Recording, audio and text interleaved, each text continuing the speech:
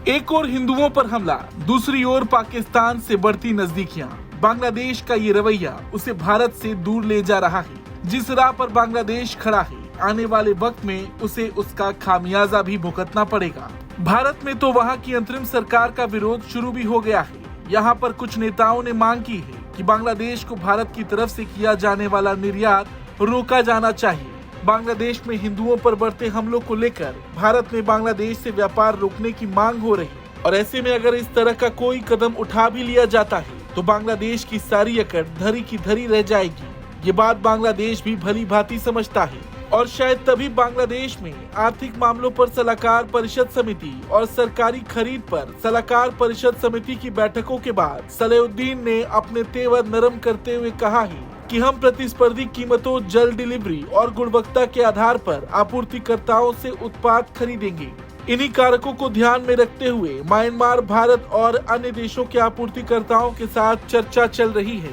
सलाहुद्दीन ने भारत की ओर से निर्यात पर प्रतिबंध लगाने की मांग को व्यापार के लिए अप्रासंगिक बताते हुए खारिज कर दिया। सलाहुद्दीन का कहना है कि राजनेता कई बातें कह सकते हैं, निर्यातक उन पर ध्यान नहीं देते। अगर उत्पादकों को फायदा हो रहा और उनके पास पर्याप्त मात्रा में उत्पाद है तो निर्यातक अपना उत्पाद बेचेंगे, चाहे वो हमें बेचें या किसी और को। बांग्लादेश में खाद्य तेल की कीमतें बढ़ रही हैं, जिसे लेकर सलाहुद्दीन ने कहा कि तेल की कीमतों में बढ़ोतरी का कारण सप्लाई चेन के भीतर सिंडिकेट और बिचौलियां हैं।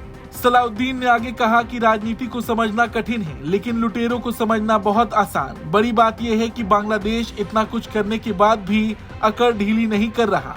अपनी विफलता को छिपाने के लिए बांग्लादेशी सरकार लगातार बयानबाजी कर रही। इससे पहले अंतरिम सरकार में सूचना एवं प्रसारण सलाहकार नाहिद इस्लाम ने कहा था कि भारत बांग्लादेश के घरेलू मामलों में हस्तक्षेप करके उसकी आंतरिक राजनीति को अस्थिर करने के प्रयास में है।